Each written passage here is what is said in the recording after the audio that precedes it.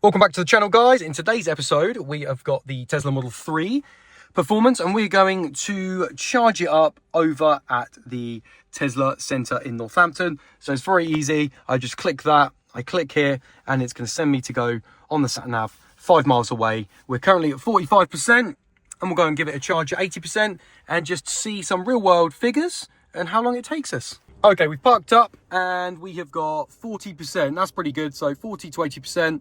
Let's see what we can do. A little bit of a check. It says I can get 354 miles on this battery for the performance one, but we'll see what we get today. So if you didn't see, if you've never been in a Tesla before, when you click on this map, you click the, there we go, the lightning bolts, and then the lightning bolts show you on the map all where the superchargers are and what speed they are, 250 and so forth, and it will show you the prices as well. 41p.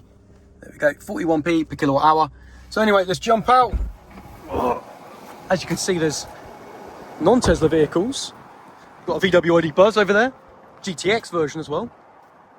So what we're going to do is just come over here, press the charge port open, and then this is how easy it is. Now there should be a little bit of a button there. You press that and it releases, and then straight into there.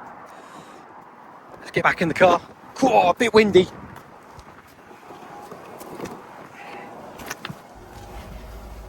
Okay, sorry about the wind. At the moment, let's put it down to, there we go, is that 80? There we go, 80%. So, right, it says 20 minutes, and that's the speeds that we're pulling at the moment. So 20 minutes remaining. It is 20 past 4. You can see there is a Model Y next to me. No one in it. Not sure if it's on charge, but there's a spare one there. And that's it. Every other one is being used. This one's backed into it, and there's a guy next to me. And hello, he's not looking at me. And he's charging it, and the one over there is being used. So literally there was 2 left, and it did say 2, to be fair, on the charging screen. When I put it up, it did show me that there was 2. And at the moment now, I think, doesn't say 1, but there is 1 left, and then all these other ones you can see that 9 there. But it is really quick, really handy. Now whilst we're charging, if you click learn more here, you can see that it's got some tips and congestion fees. So find the fastest charger, navigate to the supercharger, arrive with 20% battery or less. Now sometimes you can't always do that.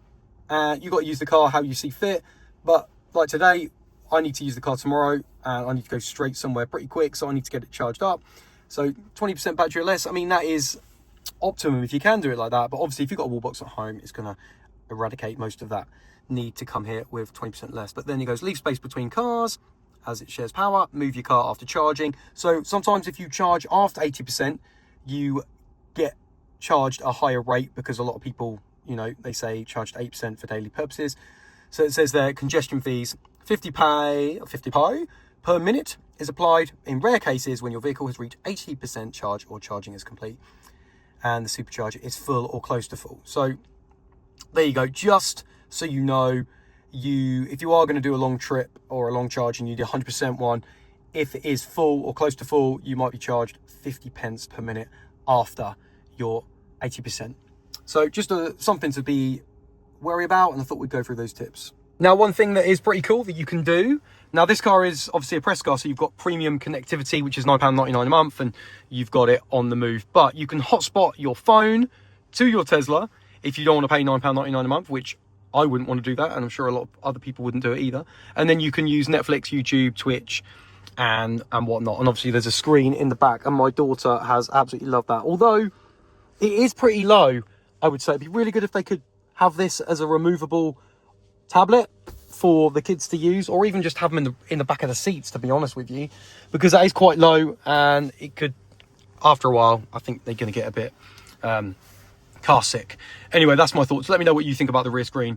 Anyway, what's really good is, obviously you've got these options, so you can sit and chill, hotspot from your phone, and then watch your favorite YouTubers. That's right. Look, and this is a little plug from me, Car Chat TV. Make sure you get subbed. I'm doing a bit of a series on the Model 3 at the moment, driving this as my daily driver, just over a month. Next week, we're going to be talking about full self-driving, because this does have the full self-driving capability, although here in the UK, you can't actually do much like you can over in America. But actually, recently, if you go over to, if I click that, what happens? Yeah, if I go to the videos, there's a recent video that I've done living with a Tesla Model 3. Check it out, just the first week of ownership. But yeah, obviously, let me know in the comments, what do you like to go on the most? Do you go on the toy box?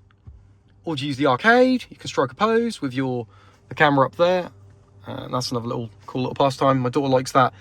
And you've got Tron and all these other bits as well. But yeah, let me know, guys. After a while, this novelty does wear off, I'm sure. But let me know what you do when you sit and chill and charge in your Tesla. A BYD has just pulled up. No, on a Tesla Supercharger, you don't see that every day. It's just stopped charging. I heard a little clunk, charging complete, and it is 3 minutes over. We were charging at 4:20. So it said 20 minutes, but actually it was 23 minutes, 3 minutes over. You're gonna have to let me know if that is acceptable or not. What do we get for 80%?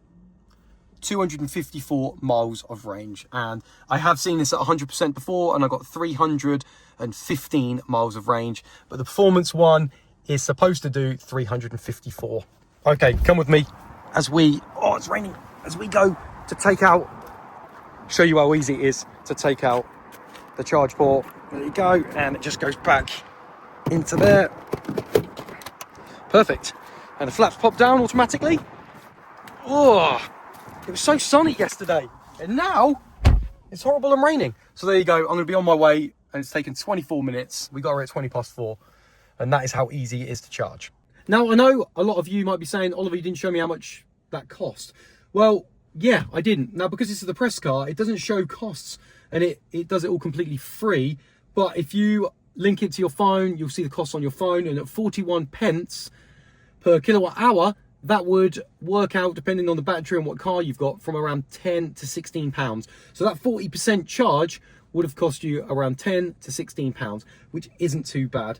Guys, let me know what you think about the charging system, the process. Do you think it's quick enough? Would you be happy doing that? Obviously, if you've got a wall box at home, you can negate that and you charge it up at night on your wall box. Obviously, it's going to take a little bit longer, but I don't have a wall box at the moment because I get different cars in and out at the moment, but I'm looking to get one. But it is really quick and easy to just go and charge it at a supercharger, especially if it's a 250 kilowatt one. Thanks for watching. If you liked the episode and it helped you in any way at all, then throw me a like, comment down below anything you want to know about this Tesla Model 3 or any other questions you may have, and I'll do my best to answer them. As always, throw me a like, get a sub to Car Chat TV, and I'll see you on the next one. If you've made it this far, thank you ever so much for watching. I've just popped up 2 more videos on your screen that you also may like. If you do watch one, let me know what you think.